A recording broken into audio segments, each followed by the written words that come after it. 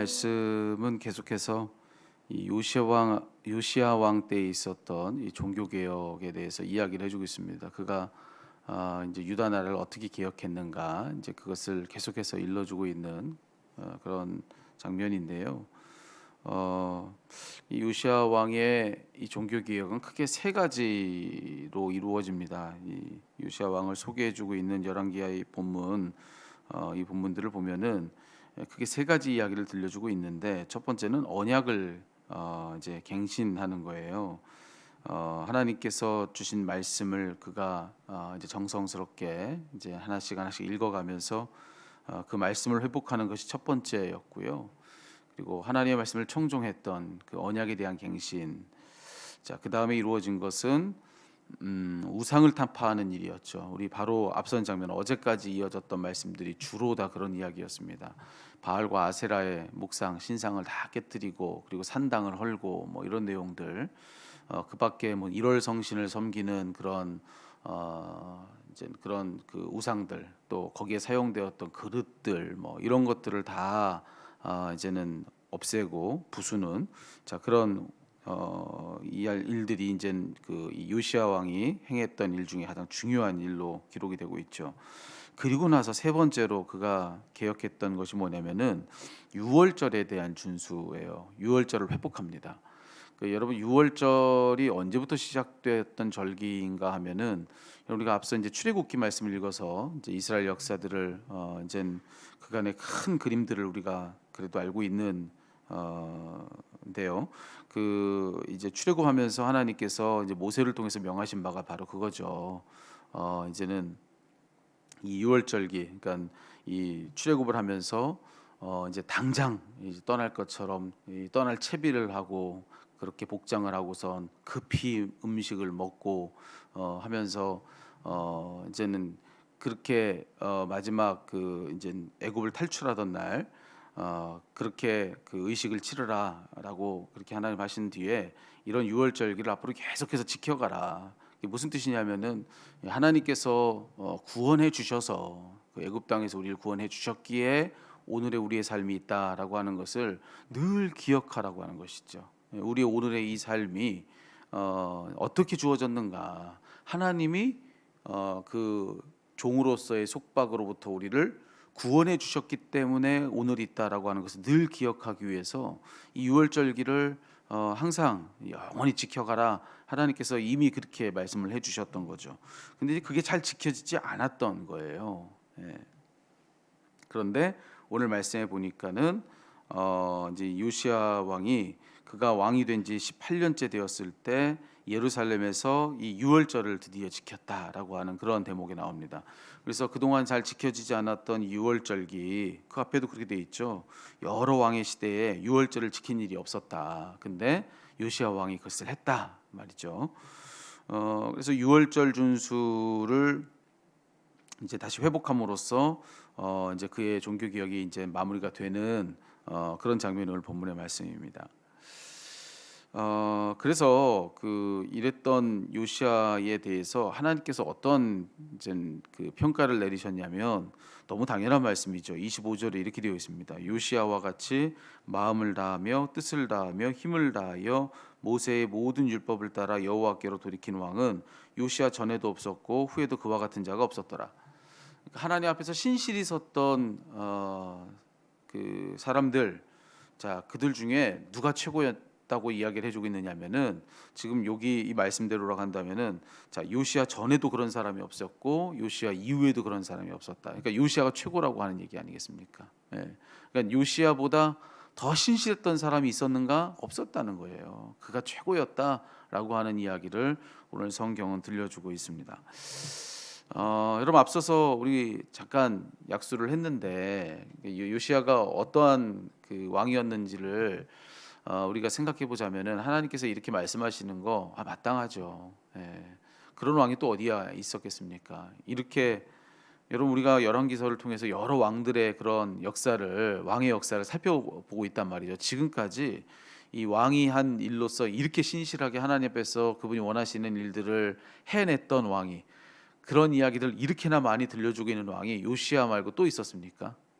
없었어요. 없었어요. 예. 그냥 혹 하나님 보시기에 잘했다 칭찬받는 왕들도 몇 줄이면 끝나는 내용들이었습니다. 근데 뭐 이게 몇 절에 걸쳐서 그가 어떤 일을 해줬는지 이렇게나 많은 이야기를 들려주면서 그럴 만큼 하나님 앞에 신실이 있어서 그렇게 자기의 일평생 왕으로서 자기 삶을 살았던 사람이 와시아 말고는 사실은 찾아보기가 어렵다는 겁니다. 그러니까 성경이 이렇게 말하는 거 너무나 마땅하죠. 하나님께서 그의 전에도 없었고 그의 후에도 그와 같은 자가 없었다.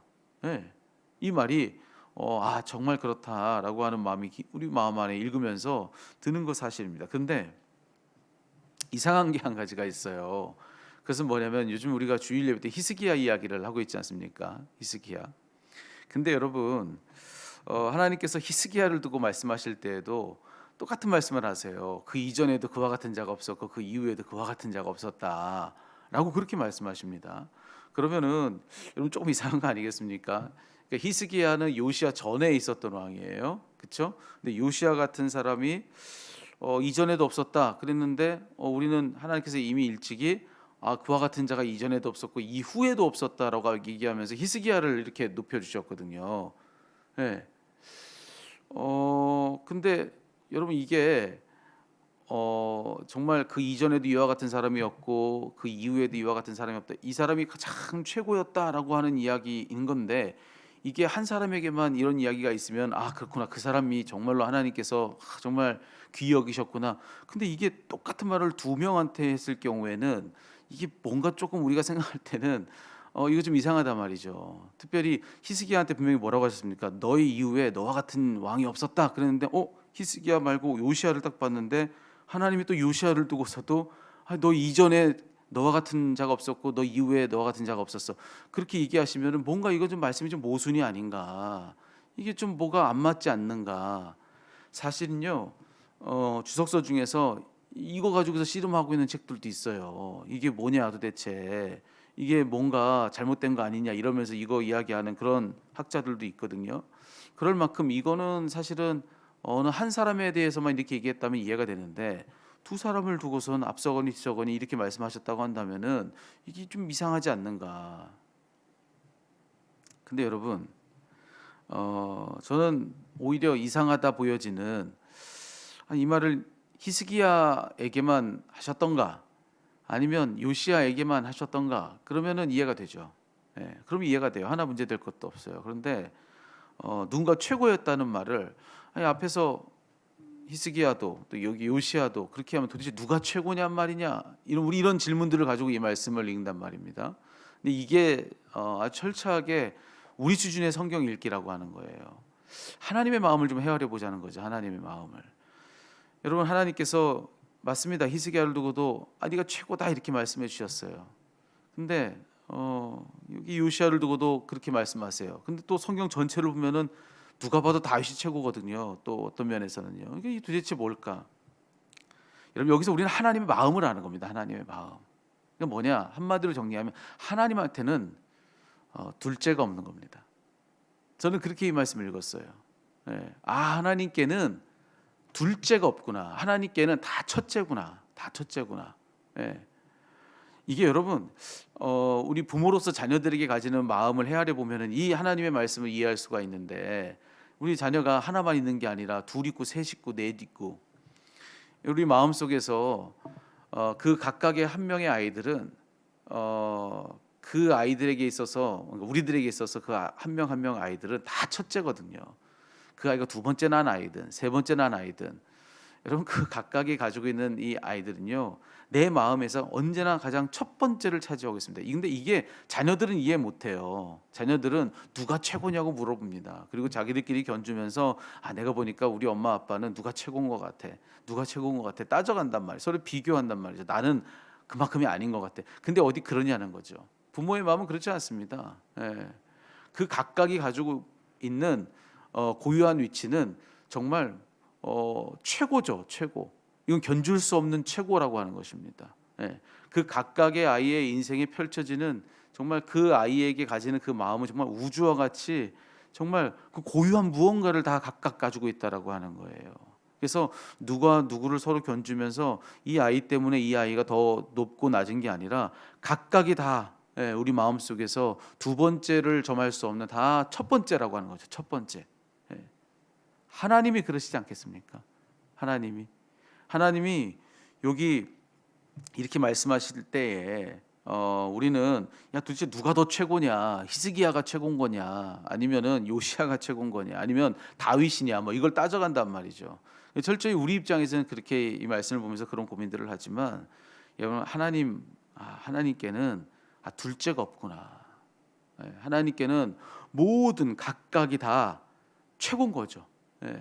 그러니까 여러분 이 말씀을 조금 더 우리에게까지 확장하면 이 자리에 있는 저와 여러분 우리 한 사람 한 사람도 하나님 보실 때에는 저요 하나님 보실 때에는 제 이전에도 또 제 이후에도 저와 같은 사람이 없는 것이죠.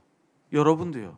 여러분 한 명 한 명도 하나님 보실 때에는 그 이전에도 그 이후에도 여러분 같은 그런 누군가가 없는 겁니다. 그렇게 우리 한 명 한 명은 하나님 앞에 다른 사람으로 대신할 수 없는 첫 번째 사람이라고 하는 거죠. 우리 각각이 하나님 마음 안에서는 최고라고 하는 것이죠. 여러분 이 말씀을 통해서 우리가 그걸 깨닫게 된다고 하는 거예요. 여러분 살다 보면은 정말 우리가 그냥 하나 특별할 것 없고 그리고 그냥 나는 정말 그저 그냥 평범한 아무개에 불과하고 나의 존재가 내 스스로 내 마음 안에서도 그리 크지 않은 것 같고 그렇게 내 마음 안에 자존감이 무너질 때가 있습니다. 여러분 오늘 하나님 말씀을 그때마다 기억할 수 있는 여러분 되셨으면 좋겠습니다. 하나님께 둘째가 없다. 둘째가 없으니까 셋째 넷째도 없는 겁니다. 하나님 앞에서 나는 정말로 정말 아무것도 아니지. 하나님 내게 하나님께 내가 보이기나 할까? 하나님이 날 아시기나 할까? 여러분 우리 모두는 하나님 앞에서 다 첫 번째 사람들. 정말 다른 누군가로 대신할 수 없는 유일한 누군가라고 하는 사실을 그렇게 기억할 수 있는 저와 여러분 되었으면 좋겠습니다. 그런 용기 내시자는 거예요. 오늘 하루 여러분 우리가 정말로 하나님 앞에 내가 어떤 존재인지 그것을 깨닫고 그 말씀에 용기를 얻고 오늘 하루를 살 때에 다른 누구와 견줄 필요가 없는 겁니다. 내가 뭘 가진 것으로 다른 사람과 견줄 필요도 없고요. 내가 뭘 아는 것으로 다른 사람과 견줄 필요가 없는 것입니다. 하나님이 날 소유하셨고 하나님이 날 아시는 것으로 인하여서 나는 유일무이한 존재다. 이전에도 없었고 이후에도 없을 유일한 존재다. 하나님께 내가 첫 번째다. 여러분 이런 확신을 가지고 오늘 힘있게 하나님 앞에 설 수 있는 그런 여러분 되시기를 주의 이름으로 축복합니다.